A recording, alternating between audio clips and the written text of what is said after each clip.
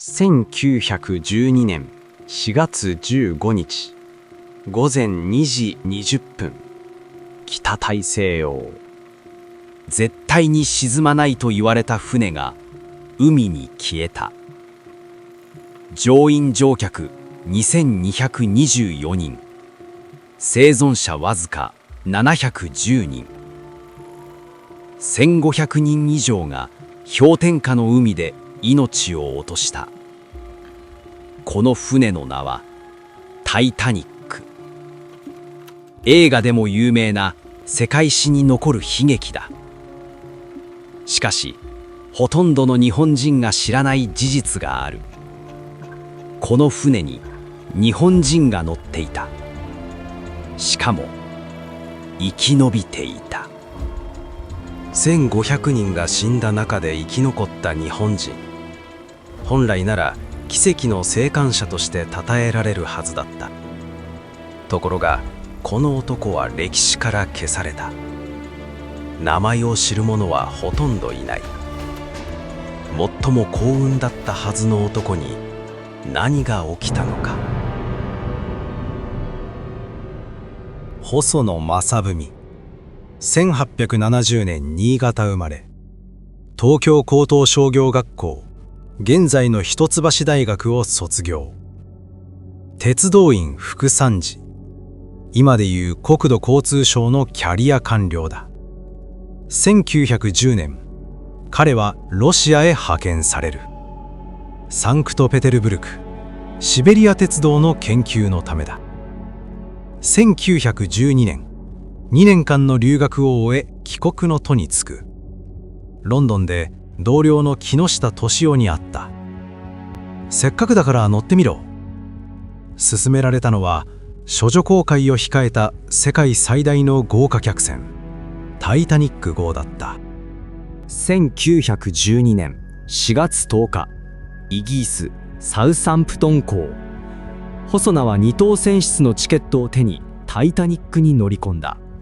全長269メートル、当時世界最大の客船、絶対に沈まない船、そう呼ばれていた。4日後の夜、細野は船室で手紙を書いていた。午後10時、床に入り本を読みながら眠りにつこうとしていた。その時、船体が何かにぶつかった気がした。別段気に留めなかった。彼はそう記している。しかし、間もなく船が停止した。ドアをノックする音。船室係が救命胴衣を渡し、甲板に上がれと告げた。細野は急いで甲板へ向かった。しかし、階段で止められる。下へ行け。三等客と間違えられたのだ。日本人、それだけで差別の対象だった。甲板に出ると、信号弾が夜空に打ち上げられていた。救命ボートが次々と降ろされていく。女性と子供を優先。これが船長の命令だった。男たちは静かに順番を待っていた。細野は覚悟を決めた。命も今日で終わることを覚悟し、日本人の恥になるまじきと心がけつつ、機会を待っていた。彼の式にはそう書かれている。最愛の妻と子供たちにもう会えない。船と運命を共にするしかない。そう思ったその時、目の前で救命ボートが止まった。滑車の故障だ。船員たちの声が聞こえた。まだ2、3人乗れるぞ。隣にいた男がボートに飛び乗った。細野は見た。ボートのへさきに空きがある。これなら飛び込んでも誰にも危害を与えまい。彼は飛んだ。10号救命ボート。細野はオールを握り、沈みゆくタイタニックから離れた。午前2時20分、巨大な船体が2つに折れ、海に消えた。悲鳴が聞こえた。しかしボートは戻らなかった。戻ればパニックになった人々に転覆させられる。細野たちは暗い海を漂い続けた。夜が明けた。午前8時30分、救助船カルパチア号に収容される。細野のボートは最後に救助された。例により夫人たち優先で、私は最後の最後であった。4月18日、ニューヨーク到着。細野はすぐに電報を打った。生命無事。彼は生き延びた。1500人が死んだ夜を生き延びた。日本人でただ一人。しかし、これが彼の人生を狂わせることになる。帰国した細野を待っていたのは称賛ではなかった。卑怯者、そう呼ばれた。批判の根拠とされたのはイギリス人乗客の証言だった。東洋人の男が女性を押しのけてボートに乗り込んだ。この証言が細野のことだと思われた。日本人乗客は彼だけだったからだ。女子供を押しのけて逃げた日本男児の恥。そんな噂が広まった。新渡戸稲造、武士道の著者、後に旧5000円札の肖像にもなる人物だ。彼は雑誌のインタビューで細野を名指しせずこう語った。その人はまんまと一命を全うしたのだが、皮肉だった。日本人乗客は細野だけだ。誰のことかは明らかだった。武士道を書いた男に恥と烙印を押された。細野の運命は決まった。1913年、事故からわずか1年後、細野は鉄道員副参事を免官、嘱託に格下げされた。エリート官僚としてのキャリアは終わった。なぜ生き延びたことが罪になったのか。当時の日本には武士道という価値観があった。極限状態で女性と子供を優先し、男は死ぬ。それが日本人の美徳とされた。細野はその美徳に背いた。そう見なされたのだ。実際には彼は誰も押しのけていない。空きがあったから乗った。それだけだ。